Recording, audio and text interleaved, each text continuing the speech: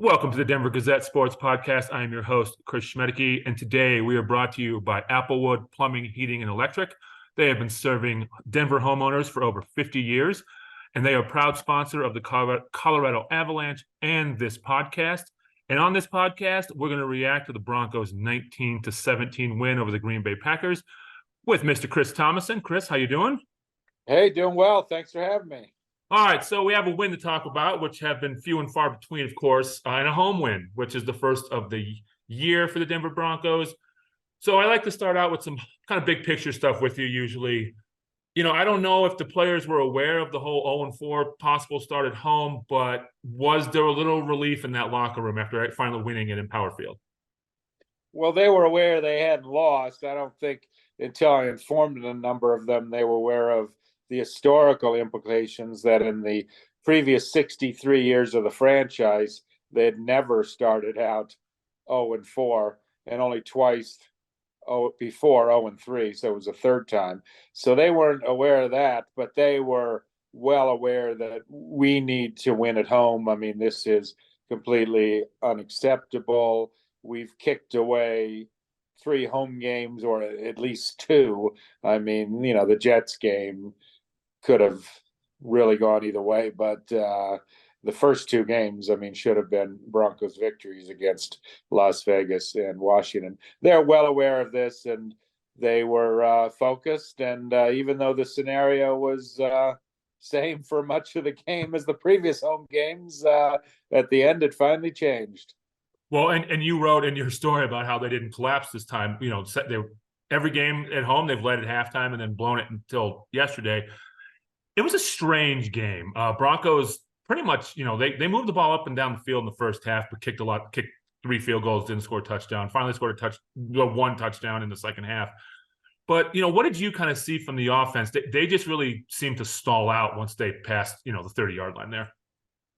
Yeah, especially the first drive. They had a touchdown, but Javonte was taken off the board. Right. Quinn Bailey, who came in as an eligible offensive lineman on the goal line, was called for holding, and that nullified that touchdown. And the total yardage for much of the game was completely lopsided. And then both of Green Bay's touchdowns were quite adventurous. The first one could have been called an interception that Dobbs caught for Green Bay. It could have been a Surtain interception, and it was ruled a touchdown. And then the second one bounces off Dobbs and goes to Reed. So it was an adventurous game indeed. If the Broncos lose, which, the game was in doubt until under 2 minutes, how talked about is that play with Surtain and Dobbs in the end zone? Because, Gene Steratore on the broadcast swore that it should have been an interception. Yeah, that would have been a lightning rod. There's no doubt about it. But a pool reporter spoke to the referee after the game and asked him that very question that had been stated on the broadcast about Surtain allegedly having possession when his 2 feet came down before Dobbs did. But the referee said that has no bearing. I mean, and they determined that possession was given to the offensive player.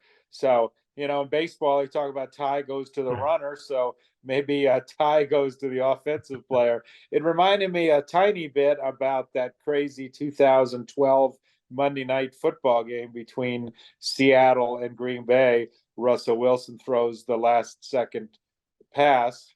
I mean, here's a game that has Russell Wilson against the Packers again, and one official signals touchdown, the other signals interception, and it probably was an interception, but that was ruled a touchdown, just like this one was. They brought that up on the broadcast, how it was funny how it was Russell Wilson playing the Packers again. They brought that up. Let's talk Javonte Williams, who looked great for the whole game, looked completely fully healthy. He was struggling. I'm sorry, was it a calf or quad injury? What was his injury? It was a quad injury that he had before? He missed the Jets game October 8th with a hip flexor injury. And then he returned against Kansas City and had at that time his best game of the season 52 yards rushing, 5+ yards a carry. And then he exceeded it again and had clearly, once again, his best game of the season, 82 yards or so, 5.5 yards a carry. So he's starting to round into form, there's no doubt. Yeah, and the one thing that with him being as good and almost dominant as he was on the ground, Jaleel McLaughlin only saw the field for 10 plays, but when he was in there, he continued to make plays for them. Yeah, it looks like they're kind of weary to put him in the game when maybe there's pass blocking situations and that sort of thing. As you mentioned, he only played 10 plays, but he carried 5 times and had got some decent yards on the ground. So, yeah, he's a good change of pace guy. And Samaje P. Ryan, who had kind of disappeared in terms of carrying the ball previously, got a couple carries. So, yeah, it was a solid running attack. It was their top running game of the season, 145 yards. And this was kind of the type of game that Sean Payton had talked about heading into the season with the running tech getting going. And I mean, it was better in the first half than the second. And but he didn't totally abandon the run. I think 90 yards rushing in the first half, 55 in the second. And take away that Marvin Mims 11-yard loss, and the rushing stats look even better. Marvin Mims end arounds haven't gone too well so far this season. Yeah, I think that play needs to be thrown in the garbage because it doesn't seem to work very well. And like with Russ, who bounces back from one of his worst game as a Bronco for sure, and close to his worst game of his career against the Chiefs. He only had to throw 20 of 29, 194 and a touchdown. They didn't turn the ball over. Very efficient rebound game for Russ. Yeah, at the start of the season, I had kind of said, well, maybe Russell Wilson. I know quarterbacks hate the word, but he needs to be a game manager. And yesterday was the perfect game manager type quarterback game. I mean, he didn't throw for over 200 yards. He didn't have gaudy stats, but like you said, he didn't turn the ball over and took advantage of a strong running attack. I know overall they would have liked to have scored more than 19 points, having settled for field goals, but it was a game manager type performance by Russell Wilson. But there's nothing wrong with that. Bob Greasy was a game manager much of his career, and he's in the Hall of Fame. Yep, yeah, they're out there, that's for sure. So I wanted to let's talk Cortland Sutton a little bit because he had a big game, touchdown catch again. He seemed to be the go-to guy. Our colleague Paul Cleo wrote that could have been a trade showcase kind of game for Cortland Sutton. But what did you see from him? Yeah, he's looked strong the last few weeks. He had the only touchdown, of course, against Kansas City in that 19-8 loss in the previous game. Had their only touchdown Sunday, so he's had their only touchdown for 2 straight games. Yeah, I mean, Cortland Sutton or Jerry Jeudy, I wouldn't be surprised if one is traded, and I would think Cortland Sutton would be the better guy to trade because, I mean, he's making a non-guaranteed. He's on the books next year, non-guaranteed $13 million. He's certainly not coming back at anywhere near that particular salary. So I don't know if he factors in the team future regardless, whereby Jerry Jeudy, with all his ups and downs, he's got a guaranteed $12 million next season and a higher ceiling probably. So I could see Sutton being traded. I mean, Sutton would be the type of receiver a team would trade for thinking this year, and Jeudy would be the type of player a team might trade for thinking, not just this year, but also down the road. Do you think this win changes their thoughts on the trade deadline at all? I mean, they're not saying anything anyway, but do you think in that building it kind of makes it? Does this win change anything? Only I think if they beat Kansas City. Yeah. Because if they lose to Kansas City, they're sitting at 2-6 entering the trade deadline, and the AFC is tough. Their schedule is tough. I mean, they're not making the playoffs at 2-6. I mean, they're probably not, even if they beat Kansas City at 3-5. But no, I don't think this win, like I said, unless they beat the Chiefs and somehow we can do it, we can make a run. I would think things are pretty much about the same now. All right, so let's flip over to the defense. Really great first half. The Packers had one drive, one good drive, and they missed the field goal. But I do want to ask you, they showed it on the broadcast, there seemed to be some tension between Vance Joseph and Sean Payton about some of the substitution problems. What was going on there? Yeah. Sean Payton wasn't happy about it after the game. He touched base on, I think, they had to use a timeout. There was 10 men on the field at one particular point, but that was early in the game, and I think things were sorted out in that manner. And like you said, the first half they only gave up 100 yards, and it was a stellar defensive performance in the first half. And they gave up more yards in the second half, but both those touchdowns were kind of fluky. So, overall, it was a good defensive performance. And the big news is that the Broncos no longer are in the basement by themselves in Right. scoring defense. They are now tied with the Carolina Panthers, who had a bye, tied for 31st in the NFL in scoring defense, both teams giving up 31 points a game. But of course, they are still number 32 in total defense, which involves yardage. Right. Well, do you think they also made the play when they needed, PJ Locke's interception, and I'll ask you about Kareem Jackson in a bit here, but the Packers get that big screenplay to AJ Dillon, and I'm like, oh, they're going to take the field goal and win this game. Broncos made a play at the end. PJ Locke made an interception to seal the game. So I have to ask you, is this defense, are they getting better? Were they really not as bad as they looked in the beginning?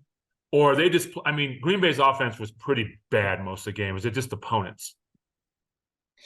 The defense is definitely getting better. They had a very solid outing against Kansas City. Yeah. And then look and see what Kansas City did against the Chargers, who also have a pretty crummy defense. Mahomes threw for over 400 yards. So that was a kind of a good, indicator there. But the defense kind of, they got some breaks at the end. There was the penalty. The Packers had 1st and 10 at the 44, and it looked like they were going to get themselves in position for Anders Carlson, a Colorado Springs native, game-winning field goal. But they got the penalty that set them back. And I thought the play call on the 3rd and 10 from their own 46 that PJ Locke intercepted was a ridiculous call. It's 3rd and 20. I think you throw short of the sticks, and if you can get 14, 15 yards, then you either A, decide to go for it on 4th down, or B, at altitude with his strong leg, Carlson can kick it from 60 or maybe even 62 or something of that nature. And to just throw deep in that situation, and basically it turned out throwing it up for grabs, was a ridiculous decision by the Packers and Jordan Love. Yeah, some of that play calling was a little strange on the Green Bay side. I know that, this is Jordan Love's first season, but yeah, there were some times, and that play especially, like, why are you throwing deep when you didn't need to? Let's talk about Kareem Jackson real quick. He was ejected for the 2nd time this season for a hit to the head and neck area. I know he's that type of player, and we've talked about this before when he's been in trouble. He's getting fined again, could be suspended. We won't know for a while. But a guy like him who's a veteran, it's almost like it didn't hurt them, but he has to know better.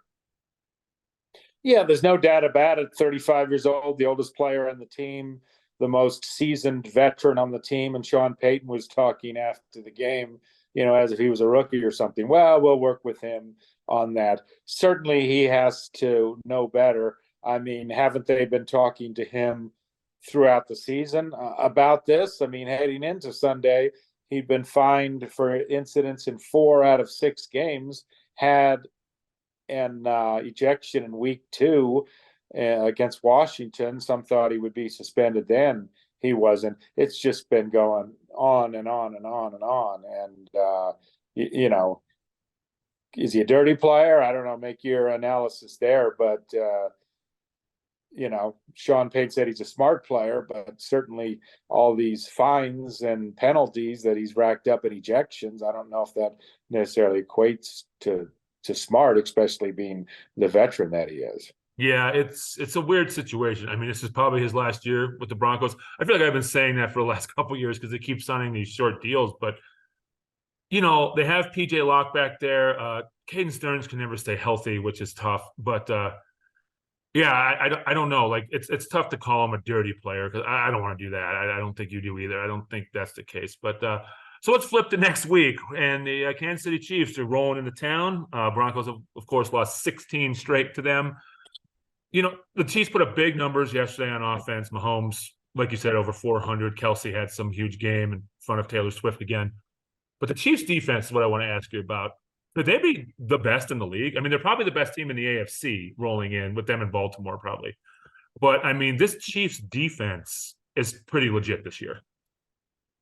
Yeah, it's underrated simply because it's the Chiefs. And when you think of the Chiefs, you think of Mahomes, you think of Kelsey and that sort of thing. But, it was on display on that Thursday night, and a very solid defensive effort against a Denver offense that had not been horrendous and pretty much held them in check the whole game until that late Sutton touchdown. And then, solid performance again against the Chargers yesterday, coming up with a key interception when they needed to. And before yesterday, the questions were more about the Chiefs' offense, and that just hadn't been churning the way it usually does. I mean, they were making plays when they needed to on offense.